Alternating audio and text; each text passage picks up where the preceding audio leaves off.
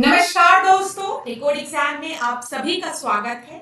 आज की क्लास में हम लोग डिस्कस करेंगे पास्ट ईयर्स के क्वेश्चंस जो कि यूपी ट्रिपल एससी के विभिन्न परीक्षाओं में पूछे गए प्रश्न हैं और इन प्रश्नों को हमने घटना चक्र की पुस्तक से कवर किया है। अभी आज के लेक्चर में हम लोग डिस्कस करेंगे पास्ट ईयर्स के क्वेश्चंस जो कि आपके ज्योग्राफी के हैं और ये ज्योग्राफी का 7th लेक्चर है। अगर आपने इसके पहले के 6 लेक्चर्स नहीं देखे हैं या फिर आधुनिक भारत के लेक्चर्स को नहीं देखा, इकोनॉमिक्स के लेक्चर्स को नहीं देखा है जहां पर हमने पास्ट ईयर्स के क्वेश्चंस को ही डिस्कस किया है, तो आप प्लेलिस्ट में जाकर सारे लेक्चर्स को देख सकते हैं। तो चलिए अब आज की क्लास को स्टार्ट करेंगे मेरे साथ ऐश्वर्या सिंह के साथ। क्लास में कहीं पर भी किसी भी तरीके का डाउट होगा तो आप लोग मुझे कमेंट बॉक्स में बताएंगे। क्लास इस समय थोड़ा सा वेदर खराब होने के कारण इलेक्ट्रिसिटी की दिक्कत हो रही है, थोड़ा टेक्निकल एरर भी हो रहा है, नेट की भी दिक्कत हो रही है, तो इसीलिए मैंने सोचा कि आप लोगों के लिए रिकॉर्डेड सेशन प्रोवाइड करा दिया जाए ताकि बीच में क्लास में गैप ना।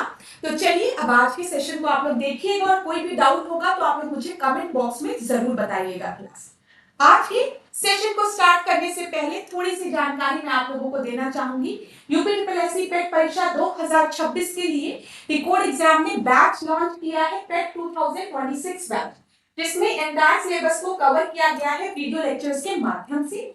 यहाँ पर नोट्स आपको पीडीएफ के फॉर्मेट में प्रोवाइड की जाएगी, प्लस टेस्ट सीरीज प्रोवाइड की जाएगी और साथ ही साथ मैं आपको बता दूं यहाँ पर आपके मासिक करंट अफेयर्स के भी लेक्चर्स होंगे और पीडीएफ भी आपको मैगजीन के फॉर्म में, मतलब जो पीडीएफ है वो मैगजीन के फॉर्म में होगी करंट अफेयर की, वो भी आपको प्रोवाइड की जाएगी। तो अगर स्पोर्ट्स से रिलेटेड कोई भी इंफॉर्मेशन चाहिए तो ये आपको नंबर्स दिख रहे होंगे, इनमें से किसी भी नंबर पे आप कांटेक्ट करिए, आपको सारी इंफॉर्मेशन रिगार्डिंग दिस कोर्स या फिर कोई अदर कोर्स आपको ज्वाइन करना है आपको प्रोवाइड करा दी जाएगी। तो चलिए अब आज की क्लास को स्टार्ट करेंगे मेरे साथ ऐश्वर्या सिंह के साथ। यहाँ पर हम देखते हैं पहला प्रश्न और ज्योग्राफी का अगर हम देखें विधि का ये 14th क्वेश्चन। खेतों से मिलने वाली उपज के मामले में दुनिया भर में भारत कौन से स्थान पर है? 2015 में पूछा गया प्रश्न है। तो अगर अब ये प्रश्न आपसे पूछा जाएगा तो अभी भी मैं आपको बता दूं भारत जो है वो दूसरे स्थान पे ही है, ठीक है। पहले स्थान पर चाइना है।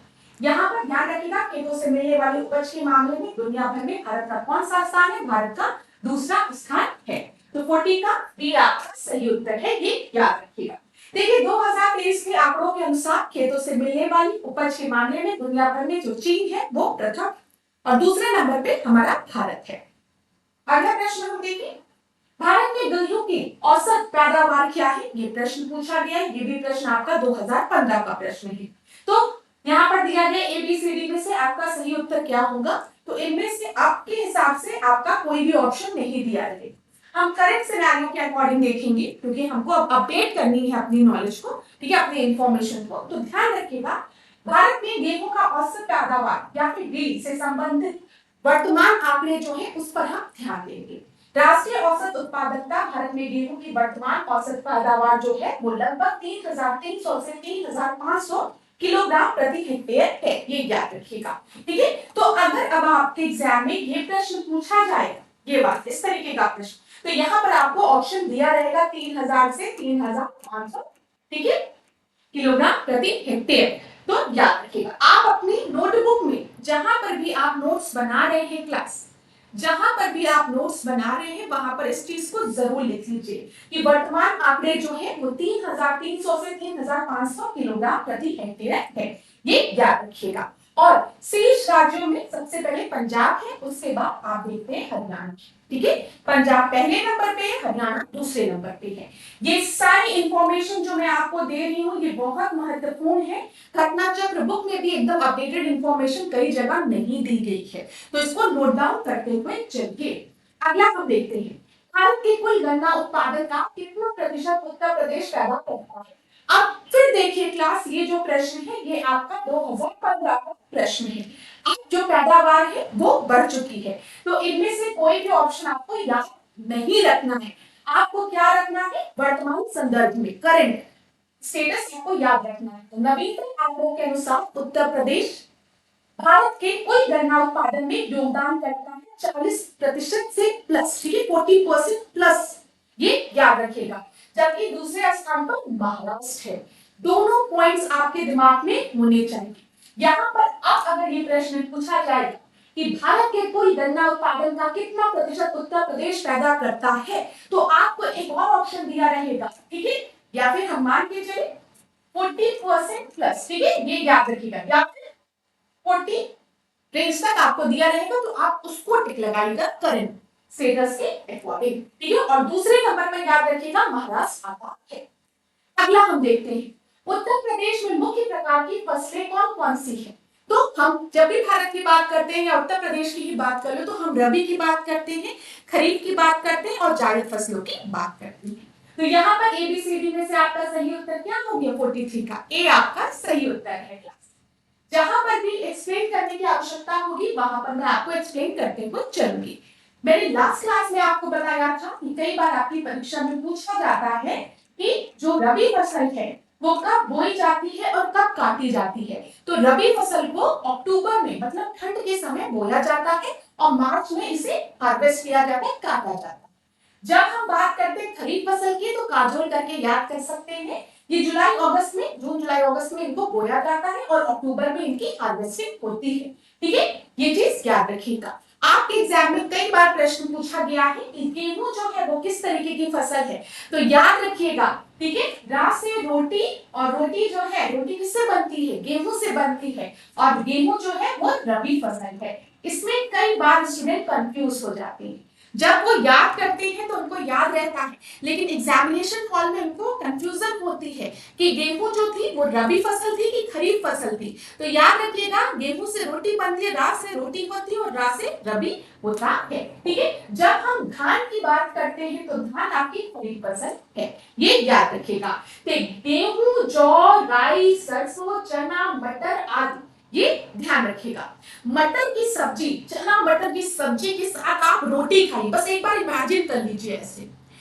देखो कैसे फसलें याद रहती है, बहुत लोग बहुत तरीका बताते हैं, मैं आपको बता रही हूँ कि बस एक बार इमेजिन कर लो कि मम्मी ने मटर की सब्जी बनाई है, चना मटर की सब्जी बनाई है, सरसों का तड़का दिया और आप उसको बैठ के रोटी से चाव से खा लो, बस बस इतना याद कर लो। ये नहीं कि RBCD ऐसे करके कुछ भी नहीं, बस एक कहानी की तरह याद करो कि आपकी मम्मी ने कौन सी सब्जी बनाई, चना मटर की सब्जी बनाई, सरसों से तड़का दिया है ना, और रोटी के साथ खाने में एकदम मजा आ जा रही है। तो ये सारी आपकी रबी की फसल हो गई, गेहूं, जौ, राई, सरसों, चना मटर आदि, ठीक है, याद रहेगा। धान क्या है, खरीफ फसल है, ये भी याद रहेगा। अच्छा, ककड़ी, खीरा, तरबूज, खरबूज, ये सब आपकी जायद फसलें हैं। चल आगे बढ़ते हैं। भारत में उत्तर प्रदेश का गन्ना उत्पादन में कौन सा स्थान है। तो उत्तर प्रदेश की बात की गई है, याद रखिएगा, उत्तर प्रदेश का गन्ना उत्पादन में पहला स्थान है। ये भी 2015 के परिप्रेक्ष्य में पूछा गया प्रश्न है, लेकिन अभी भी करंट सिनेरियो में भी उत्तर प्रदेश जो है वो टॉप पे है, ये याद रखिएगा। चलो आगे बढ़ते हैं। निम्नलिखित में से कौन से दो जुताई के प्राथमिक उपकरण है, आपसे पूछा गया है। तो यहाँ पे डिस्क हैरो और कल्टीवेटर दिया है, मोल्ड बोर्ड हल और मृदा कुदाल दिया गया है, ठीक है। यहाँ पे देखो सब सॉइलर, ये सब सॉइलर है, ठीक है, और मोल्ड बोर्ड हल और जो मृदा खुदाई है ये आपके जुताई के प्राथमिक उपकरण होते हैं। सब सॉइलर कुछ इस तरीके से दिखता है। तो 45 का आपका सही उत्तर क्या हो गया, बी आपका सही उत्तर है, 2015 में पूछा गया प्रश्न है। सिंचाई में जल प्रयोग की कुशल मितव्ययता के अनुसार कौन सी प्रणाली श्रेष्ठकर होती है। देखो श्रेष्ठकर पूछा गया, सबसे बेस्ट कौन सी होगी, तो यहाँ पे फरो प्रणाली दी गई है, चेक बेसिन प्रणाली दी गई है, स्प्रिंकल प्रणाली दी गई है और ड्रिप प्रणाली दी गई है। जब आप इरिगेशन के टाइप के बारे में पढ़ते हो तो वहां पर आपको स्प्रिंकल इरिगेशन भी दिखता है और ड्रिप इरिगेशन भी दिखता है।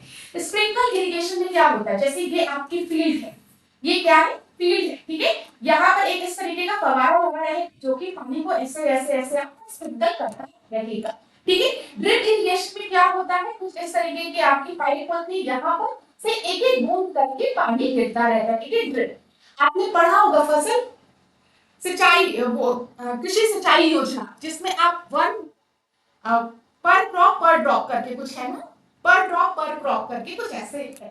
तो वहां पर हम ड्रिप इरिगेशन की भी बात करते हैं, वहां पर वेरियस इरिगेशन की बात की जाती है, जिसमें ड्रिप इरिगेशन में एक एक बूंद करके पानी आपकी फसलों को मिलता है, ठीक है। जहां पर पानी की उपलब्धता नहीं होती है, ठीक है, जहां पर पानी का शॉर्टेज होता है, वहां पर ड्रिप इरिगेशन का यूज करके क्या हम ऑप्टिमल यूटिलाइजेशन कर सकते हैं, मैक्सिमम यूटिलाइजेशन कर सकते हैं पानी का। तो डी आपका सही उत्तर है यहाँ पर।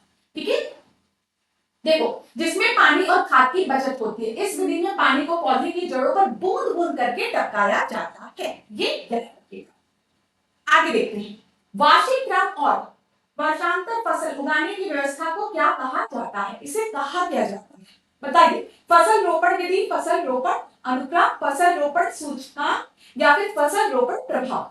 47 क्वेश्चन का आपका सही उत्तर क्या हो जाएगा?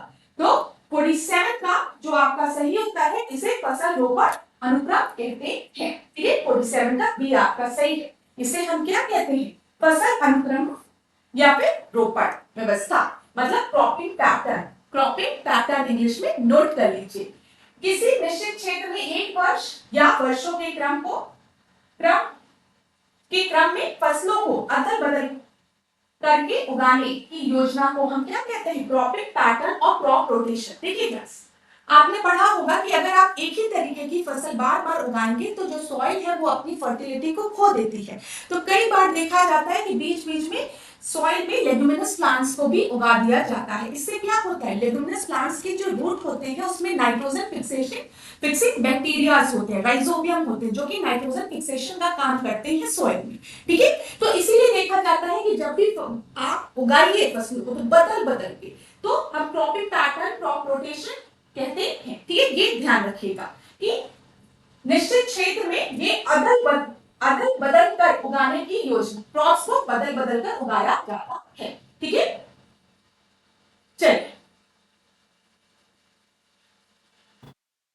चलिए अब आगे देखते हैं। 48 क्वेश्चन को देखिए। डैश कृषि के ग्रीन हाउस का एक तरीका है जहां उन्नत ग्रीन हाउस प्रौद्योगिकी जैसे कि हाइड्रोपोनिक और एरोपोनिक का उपयोग करके शहरों में बहुमंजिली इमारतों के अंदर वाणिज्यिक रूप से व्यापारिक फसलों की खेती की जा रही है। तो बताइए इसको हम क्या कहते हैं? अब यहाँ पर आपसे क्या कहा जा रहा है? बहुमंजिल इमारतों के अंदर वाणिज्यिक रूप से व्यापार फसलों की खेती की जा रही है। तो शहरों की बात यहाँ पर की गई है, तो शहरों में सबसे ज्यादा कमी किस चीज की होती? जमीन ही नहीं होती। ठीक है, जमीन नहीं है शहरों में, तो यहाँ पर अगर खेती की जा रही है तो किस तरीके की फार्मिंग है कहलाएगी आपकी? इसको कहा जाएगा वर्टिकल फार्मिंग। ठीक है, आप जब लैंड की बात करते हो, जमीन पर कुछ उगाते हो तो इस तरीके से उगाते हो ना, लेकिन शहरों में जहां पर जमीन का शॉर्टेज है वहां पर कुछ इस तरीके से खेती की जाती है। ठीक है, वर्टिकल, तो इसी को हम वर्टिकल फार्मिंग कहते हैं। ठीक है, ए आपका सही उत्तर है। और वर्टिकल फार्मिंग के लिए हम देखते हैं हाइड्रोपोनिक और एरोपोनिक का प्रयोग किया जाता है। ठीक है, ऐसे प्लांट्स का प्रयोग किया जाता है जो वाटर लविंग प्लांट्स होते हैं, जो आराम से आपका उग जाते हैं। वर्टिकल फार्मिंग में खेती सपाट जमीन पर ना होकर बहुमंजिल इमारतों में होती है। इसे एक तरह का बहुमंजिल ग्रीन हाउस भी कहा जाता है। वर्टिकल फार्मिंग में हाइड्रोपोनिक और एरोपोनिक प्रौद्योगिकी का उपयोग किया जाता है। ये याद रखिएगा। चलिए आगे देखते हैं। प्रतिवर्ष भारत में कितना कृषि का कूड़ा और खरपतवार निकलता है? ये पूछा गया है, 2015 का ही ये आपका प्रश्न है। तो उस समय के अनुसार आपका 49 का जो आंसर है वो है ए। ठीक है, 350 मिलियन टन। लेकिन अब जो आपका कूड़ा है, खपतवार है, वो आपका बढ़ गया है। ठीक है, यहाँ पे क्रॉप रेसिड्यू जो है वो आपका बढ़ गया है। अब हम देखते हैं 500 से 600 मिलियन टन प्रति वर्ष से अधिक जो क्रॉप रेसिड्यू है वो निकलते हैं। तो करंट डेटा लिख लेना, जो एग्रीकल्चर वेस्ट है वो अब आपका 500 से 600 मिलियन टन तक हो गए हैं। नोट करते हुए चलिए करंट डेटा के अकॉर्डिंग, क्योंकि ये क्वेश्चंस आपके बहुत पुराने हैं क्लास। ठीक है, ये क्वेश्चन आपके बहुत ही पुराने हैं, तो ये ध्यान रखिएगा, करंट डेटा के अनुसार चलिएगा आप। कुल खेती क्षेत्र से क्या तात्पर्य होता है? कुल खेती क्षेत्र से क्या तात्पर्य होता है? वर्ष में शुद्ध खेती किया गया क्षेत्र। ठीक है, वर्ष में शुद्ध खेती किया गया क्षेत्र प्लस वह क्षेत्र जिसमें एक बार से अधिक खेती की गई हो। वर्ष में सकल खेती करने योग्य क्षेत्र या फिर उपयुक्त में से कोई नहीं। अब कुल खेती की बात की गई है। कुल खेती का तात्पर्य क्या है कि वर्ष में शुद्ध खेती किया गया क्षेत्र, ठीक है, जहां पर खेती की गई हो वर्ष में एक बार, या फिर वह क्षेत्र जिसमें एक बार से अधिक खेती की गई। ठीक है, अब हो सकता है किसी ने खरीफ क्रॉप बोई हो, फिर खरीफ क्रॉप को काट कर वो वहां पे रबी क्रॉप बोए, बीच में कोई और फसल बो दे। ठीक है। तो ऐसा क्षेत्र जहां पर वर्ष में एक बार से अधिक खेती की गई हो या फिर वहां पर एक बार खेती की गई हो। ठीक है, दोनों आपका कुल खेती क्षेत्र में आएगा। 50 का बी आपका सही उत्तर है। निम्नलिखित में से कौन सी रूट क्रॉप नहीं है, बताइए कौन सी आपकी रूट क्रॉप नहीं है। शकरकंद, ईख, आलू, चुकंदर। शकरकंद मिट्टी के अंदर होता है, निकाल के आराम से खाते हो, ठीक है। आलू भी मिट्टी के अंदर होता है, चुकंदर भी मिट्टी के अंदर होता है, लेकिन ईख इसमें नहीं है, रूट क्रॉप नहीं है, ठीक है। शुगर केन, बी आपका सही उत्तर है। रूट क्रॉप्स के बारे में देख लो, जो जड़ वाली फसलें होती, कंदमूल जिसे कहते हैं, वे पौधे होते हैं जिनके जमीन के नीचे उगने वाले हिस्से, जड़ या तना को भोजन के रूप में खाया जाता है, या फिर उनके जड़ों को खाया जाता है, या फिर उनके तनों को खाया जाता है। जैसे आपका कैरेट हो गया, गाजर, ठीक है, गाजर के बाद मूली हो गई, ठीक है, मूली के बाद चुकंदर हो गया, चुकंदर के बाद स्वीट पोटैटो, आलू सब इसमें आ जाएगा, लेकिन शुगर कोन नहीं होगा, ठीक है, शुगर केन नहीं है। एक थ्रेशर द्वारा दानों का अधिक नुकसान होता है यदि, ठीक है, एक थ्रेशर द्वारा जब थ्रेशर चलाए जाते हैं तो दानों का अधिक नुकसान होता है यदि पकी फसल को थ्रेशर में डालने में कमी हो, दाना निकालने की गति अत्यधिक हो,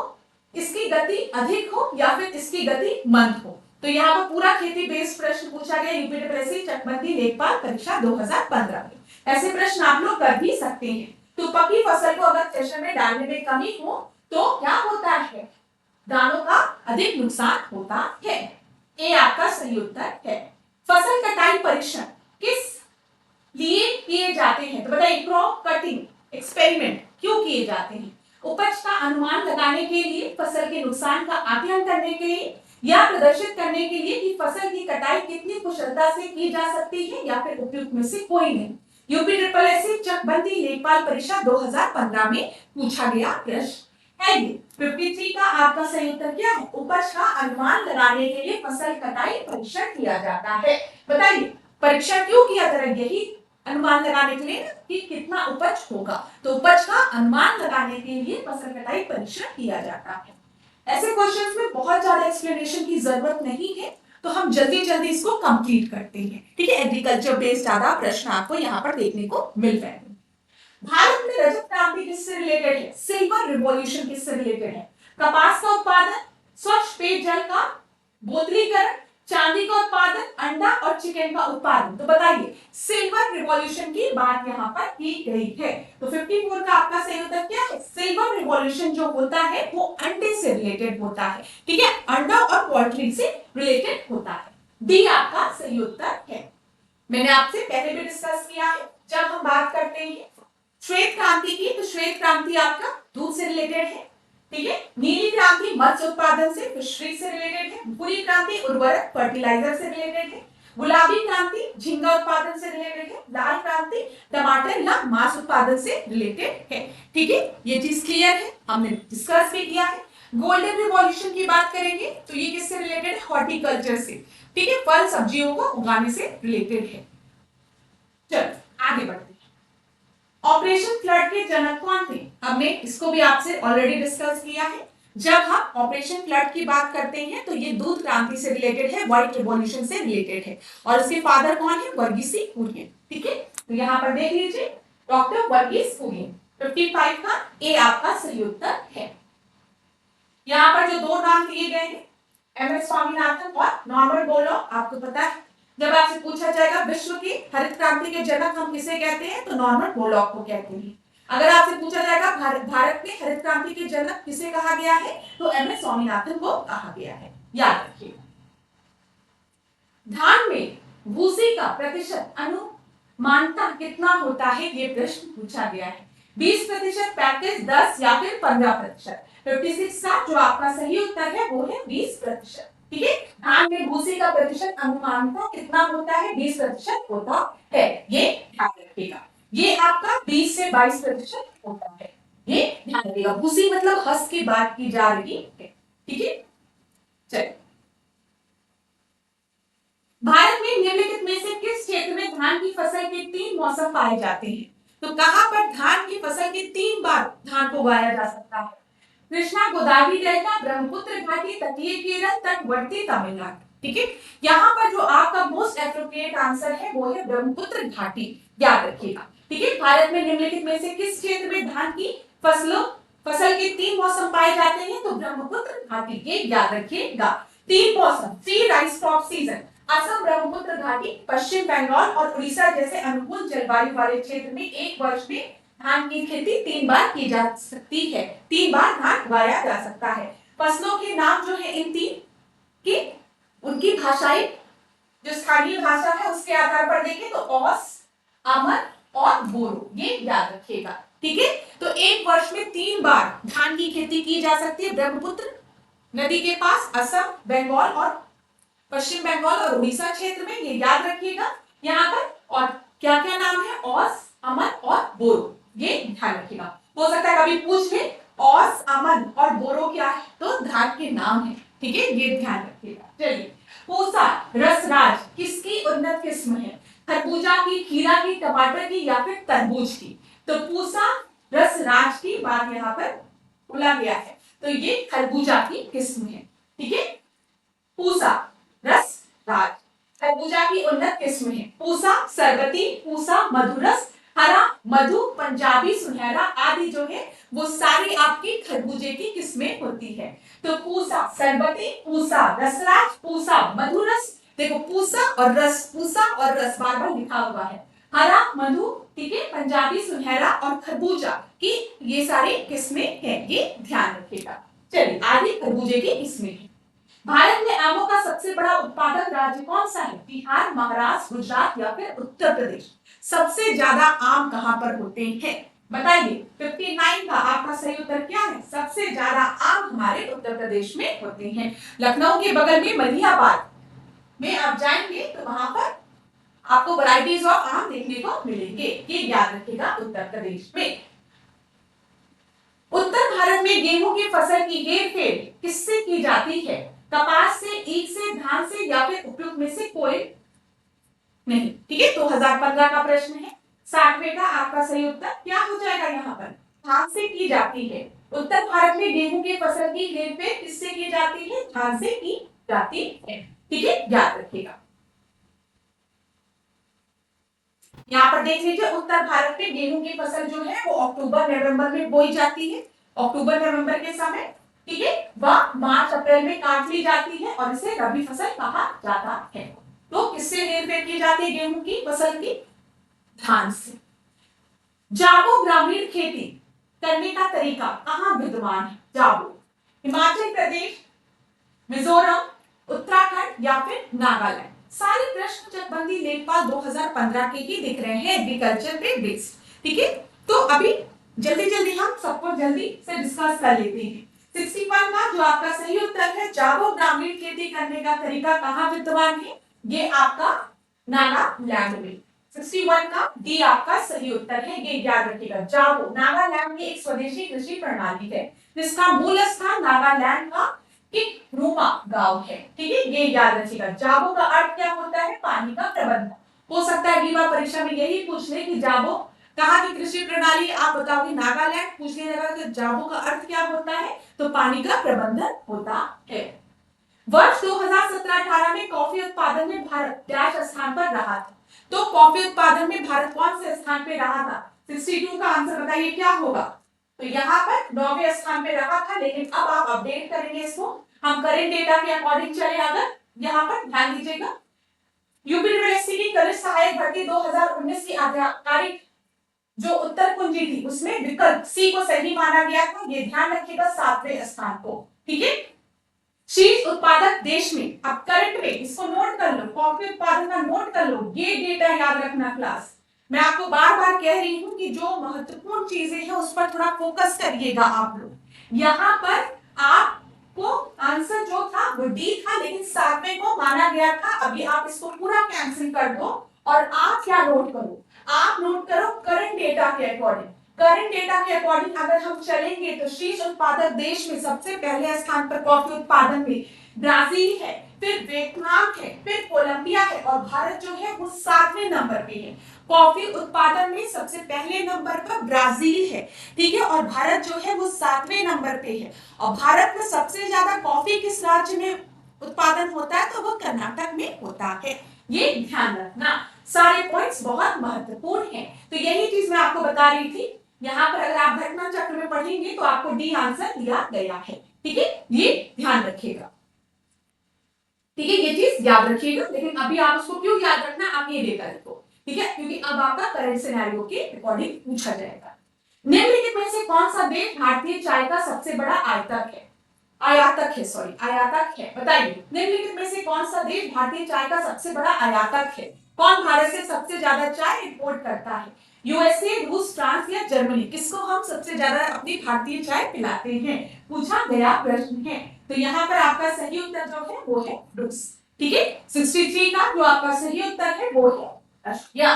बी आपका सही उत्तर है। अगला, निम्नलिखित में से भारत का कौन सा राज्य चाय का सर्वाधिक प्रमुख उत्पादक है? जहां चाय का कुल उत्पादन भारत के उत्पादन के लगभग 3/4 भाग के समान है।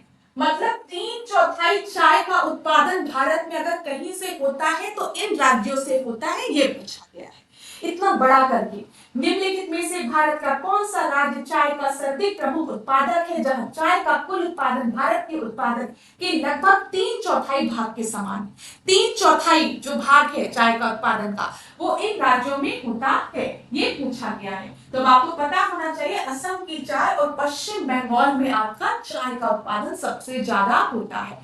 3/4 चाय का उत्पादन असम और पश्चिम बंगाल मिलकर करते हैं भारत में।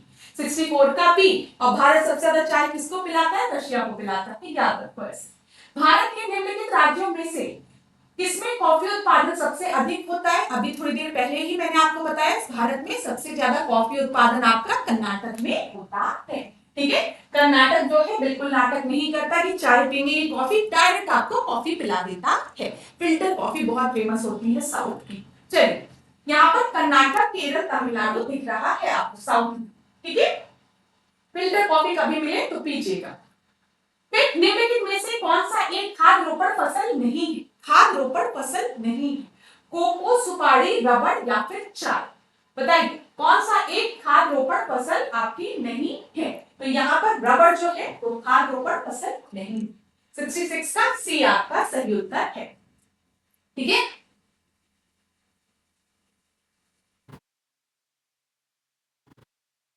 अच्छा यहाँ पर एक और इंपॉर्टेंट चीज देख लीजिए। अगर कभी पूछा जाएगा कि भारत में सर्वाधिक रबड़ का उत्पादन कहाँ होता है, तो केरल में होता है। और आपको पता है कि जो रबड़ होता है उसको तोड़ो, जब रबड़ के प्लांट की पत्ती आप तोड़ोगे तो उसमें से मिल्क निकलता है, दूध निकलता है, जिसको कि लैक्टेस कहा जाता है। और इसी लैक्टेस से रबड़ तैयार होता है, इसी दूध से।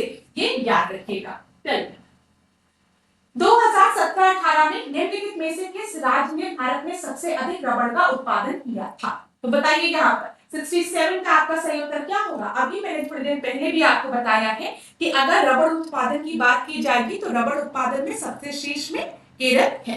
ये आपका सही उत्तर है यहाँ पर।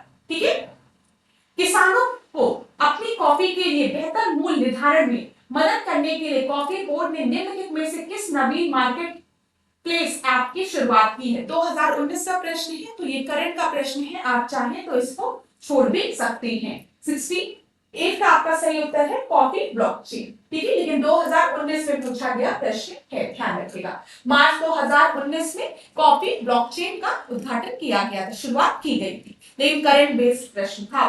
भारत में प्रमुख सुपारी उत्पादक राज्य इनमें से कौन सा है? सबसे ज्यादा सुपारी कहाँ होती है? केरल में, पश्चिम बंगाल में, मणिपुर में या फिर कर्नाटक में? ठीक है, पुराने जमाने में गांव जाओ या घर में कोई ना कोई बूढ़ा ऐसा जरूर होता था जो वो सुपारी काटने वाला लेता था और कट कट करके सुपारी, गोल गोल सुपारी देते उसको काटता था, फिर खाते थे वो लोग। अब तो ये पुरानी यादों में से कुछ है। मेरे बाबा लोगों के पास, दादी लोगों के पास सुपारी काटने वाला होता था और उसमें वो सुपारी रख के ऐसे ऐसे ऐसे ऐसे काटते थे, खूब अच्छे से काटते थे, अच्छे छोटे छोटे छोटे पतला पतला काटते थे और वो लोग खाते थे। ठीक है, चलिए 69 का आपका जो सही उत्तर है वो क्या है? सबसे ज्यादा सुपारी उत्पादक राज्य जो है वो कर्नाटक है। ये ध्यान रखिएगा, कर्नाटक की बात जब भी आएगी तो सुपारी याद रखिएगा, कर्नाटक की बात जब भी आएगी तो कॉफी भी याद रखिएगा। ठीक है, कर्नाटक इज फेमस फॉर सुपारी एज वेल एज कॉफी। ठीक है, चलो, बागान द्वारा प्राय पे, ठीक है, बेवरेजेस क्रॉप फसल निम्नलिखित में से कौन सी है? तो बताइए, पीने की बात की गई है यहाँ पर, दूध, बाजरा, चाय या फिर मक्खन। तो 70 का आपका सही उत्तर है अच्छा, चाय आप पीते हैं। ठीक है, बेवरेजेस क्रॉप की जब हम बात करते हैं तो हम कॉफी, चाय इन्हीं की जो बात करेंगे। सी आपका सही उत्तर है। भारत में काजू का प्रथम परिचय किसने किया था? काजू कौन लेकर आया था भारत में? पुर्तगाली काजू लेकर आए थे। ठीक है, 71 का सही उत्तर क्या है क्लास? बी आपका सही उत्तर है। यहाँ पर काजू कौन लाए थे? पुर्तगाली लाए थे, ये याद रखिएगा। भारत में काजू को सबसे पहले पुर्तगाली लेकर आए थे। और काजू किस सॉइल में होता है? लेटराइट सॉइल में, ये मैंने आपको बताया है। जब ब्लैक सॉइल की बात आएगी, जिसको कि हम रेगल सॉइल कहते हैं, उसमें क्या उगाया जाता है? कपास उगाया जाता है, कॉटन उगाया जाता है। ठीक है, जब हम बात करेंगे यहाँ पर काजू की, तो काजू को किस तरीके की सॉइल की आवश्यकता होती है? लेटराइट सॉइल की आवश्यकता होती है, ध्यान रखिएगा। आगे देखिए, निम्न राज्यों में से काजू का मुख्य उत्पादक राज्य कौन है? गोवा है, महाराष्ट्र है, केरल है या फिर कर्नाटक है? तो महाराष्ट्र। ठीक है, मुख्य पूछा गया है तो महाराष्ट्र आपका सही हो जाएगा। पहले नंबर पे महाराष्ट्र है, फिर आंध्र प्रदेश है, फिर उड़ीसा है। यहाँ पर काजू का उत्पादन होता है, महाराष्ट्र, आंध्र प्रदेश, उड़ीसा में। निम्नलिखित में से भारत में कपास की खेती के लिए सबसे आदर्श क्षेत्र कौन सा है? बताइए, ब्रह्मपुत्र घाटी, सिंधु गंगा घाटी, दक्कन का पठार या फिर कच्छ का रण? तो अभी मैंने आपको बताया है, जब भी हम कपास की बात करेंगे तो कपास का उत्पादन मेनली रिगर सॉइल में होता है, जिसको कि हम ब्लैक सॉइल कहते हैं। ब्लैक सॉइल की एक विशेषता होती है, इसकी वाटर होल्डिंग कैपेसिटी बहुत अच्छी होती है। ठीक है, और ब्लैक सॉइल हमें दक्कन के पठार में देखने को मिलता है। तो 73 का आपका सही उत्तर जो है वो है सी। आगे देखते हैं, ललित किसकी एक उत्तम किस्म है? तो ललित किसकी एक उत्तम किस्म है? ललित जो है अमरूद की, याद रखिए। ठीक है, बी 74 का बी आपका सही उत्तर। ठीक है, अच्छा, अमरूद की अन्य किस्मों को अगर हम देखें तो इलाहाबाद का सफेदा, ये याद रखिएगा। ठीक है, L49 लखनऊ, इलाहाबाद का सुरखा, सुरखा भी पूछा जाता है, अमरूद की किस्म है। ललित किसकी किस्म है? अमरूद की किस्म है। ठीक है, अर्का मृदुला किसकी किस्म है? अमरूद की किस्म है, ध्यान रखिएगा। वर्ष 2017-18 में विश्व में फल उत्पादन में भारत का कौन सा स्थान था? 17-18 में फलों के उत्पादन में भारत का दूसरा स्थान था। और अभी भी अगर हम वर्तमान स्थिति को भी देखेंगे तो फलों और सब्जियों के उत्पादन में भारत का दूसरा ही स्थान है। पहले स्थान पे कौन है? पहले स्थान पे चाइना है। तो यहाँ पर 75 का बी आपका सही उत्तर हो जाएगा क्लास। ठीक है, आगे बढ़ते। आम का हिमसागर किस राज्य में, किस राज्य से है? बताइए, आम का हिमसागर किस्म किस राज्य से है? हिमसागर वैरायटी आम की कहाँ पाई जाती है? जैसे अल्फांसो पूछा जाता है, ऐसे ही हिमसागर गुजरात, पश्चिम बंगाल, महाराष्ट्र या फिर उत्तर प्रदेश। 76 का आपका सही उत्तर क्या है? पश्चिम बंगाल में आपको हिमसागर किस्म मिलेगी। ठीक है, 76 का बी आपका सही उत्तर है। कभी लखनऊ में जो आम वाला मेला लगता है वहां पर जाओगे, लगता है ना, गर्मियों के समय आम का मेला लगता है, तो वहां पर डिफरेंट वैरायटीज ऑफ मैंगोज आपको देखने को मिलेंगे। ठीक है, हिमसागर आम की एक लोकप्रिय प्रजाति है। यह भारत में मुख्य रूप से पश्चिम बंगाल के मालदा, मुर्शिदाबाद आदि नदियां और हुगली जिले में उगाया जाता है। तो याद रखिएगा, हिमसागर जो है वो आपको पश्चिम बंगाल में देखने को मिलता है। ठीक है, मुख्यतः अगर हम देखेंगे मालदा, मुर्शिदाबाद, नदिया और हुगली जिले में इसे उगाया जाता है। हिमसागर किसकी आपकी वैरायटी है? मैंगो की वैरायटी है। आम की लगड़ा किस्म हमारे राज्य के निम्न में से किस जिले से उद्भूत मानी जाती है? लगड़ा आम कहां से इसकी उद्भूत मानी जाती है? मेरठ, इनमें से कोई नहीं, मैनपुरी, बनारस। बताओ यहाँ पर आपका सही उत्तर क्या है? तो माना जाता है कि लगड़ा आम के लिए आपका बनारस फेमस है। ठीक है, 77 का डी आपका सही उत्तर है। आम की लगड़ा प्रजाति उत्तर प्रदेश की वाराणसी जिले से इसकी उद्भूत हुई मानी जाती है। चलो, 78 हिमाचल प्रदेश का आम की कौन सी किस्म की पैदावार के लिए प्रसिद्ध है? अब हिमाचल प्रदेश के आम के बारे में पूछा गया, बादामी, केसर, चौसा या फिर गुलगोबा। बताइए आपका सही उत्तर क्या है? 78 का। तो यहाँ पे जो है वो 78 का सी सही है, चौसा। ठीक है, ध्यान दीजिएगा। हिमाचल प्रदेश का चौसा आम के उत्पादन के लिए प्रसिद्ध है। ठीक है, केसर जो है वो गुजरात का है, गुलगोबा जो है वो आपका तमिलनाडु का है। ठीक है, और बादामी जो है वो कर्नाटक का है। अरे भाई, आम से रिलेटेड आपके एग्जाम में प्रश्न बना है तो बहुत ज्यादा नहीं याद रहे तब भी एक जगह लिस्ट में लिख लो। कभी रिपीट हो तो कंफ्यूज मत होना। एक बार और रिवाइज करा देती हूँ। यहाँ पर देखो, जब हम हिमसागर की बात करेंगे तो हिमसागर आम की जो वैरायटी है हमें कहाँ मिलती है? पश्चिम बंगाल में मिलती है हिमसागर। ठीक है, फिर उसके बाद अगर आपसे पूछा जाएगा लंगड़ा तो बनारस याद रखिएगा। ठीक है, लंगड़ा आम की लंगड़ा वैरायटी। फिर आपसे पूछा जाएगा कि हिमाचल प्रदेश में कौन सा आम? चौसा। ठीक है, याद रखिएगा। फिर इसके बाद अगर आपसे पूछा जाएगा बादामी आम किस्म कहाँ पाई जाती है? तो कर्नाटक में पाई जाती है। मुलगोवा की बात करेंगे तो तमिलनाडु याद रखिएगा। केसर की बात करेंगे तो गुजरात, और चौसा मैंने आपको बता दिया हिमाचल प्रदेश। ठीक है क्लास, ये एक जगह नोट कर लीजिए कि कभी आपसे पूछा जाए तो आप आसानी से इसका आंसर दे लें, आपको कोई भी परेशानी ना। ठीक है, आगे बढ़ते। 79 इंडियन ऑयल कॉर्पोरेशन की तेल रिफाइनरी उत्तर प्रदेश में कहां पर स्थित है? तो बताइए, इलाहाबाद, कानपुर, झांसी या फिर मथुरा। इंडियन ऑयल कॉर्पोरेशन की तेल रिफाइनरी उत्तर प्रदेश में कहां पर स्थित है? तो ये मथुरा में स्थित है। 79 का डी आपका सही उत्तर है यहाँ पर।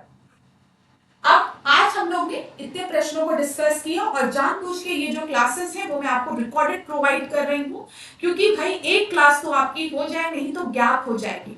मौसम का कोई भी वो नहीं है, कब लाइट आ रही है, कब लाइट जा रही है, कब नेट अच्छा चल रहा है, कब नेट खराब चल रहा है।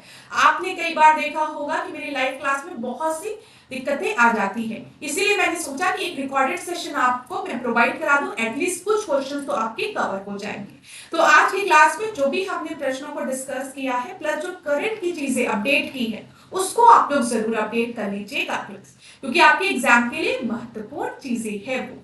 ठीक है, और आप में से जो भी स्टूडेंट कह रहे हैं यूपीपीसीएस के मॉक टेस्ट को स्टार्ट करने की, वो हम बहुत जल्दी स्टार्ट करने वाले हैं और उसमें पूरी तरीके से रिवीजन पे फोकस किया जाएगा। जो भी इंपॉर्टेंट चीजें हैं पेपर को हम एनालाइज करेंगे, कहां से क्वेश्चंस रिपीट होते हैं उन पर ध्यान देंगे, किस तरीके के नए क्वेश्चंस आपके बनते हैं हम उस पर भी ध्यान देंगे। ठीक है, मैं पूरा प्रयास करूंगी कि जितनी भी क्लासेस मेरी हो वो आपकी सफलता में उनका थोड़ा बहुत योगदान रहे, क्योंकि यही अब आपके जीवन में सफल होना, एग्जाम क्वालिफाई करना आपका लक्ष्य है। वैसे as a teacher, as a faculty जब मैं आपको पढ़ाती हूँ तो मेरे जीवन का लक्ष्य क्या है कि जो मैं पढ़ाऊं वो आपके लिए यूजफुल रहे। ठीक है, आपको आपके एग्जाम में वहां से हेल्प मिले।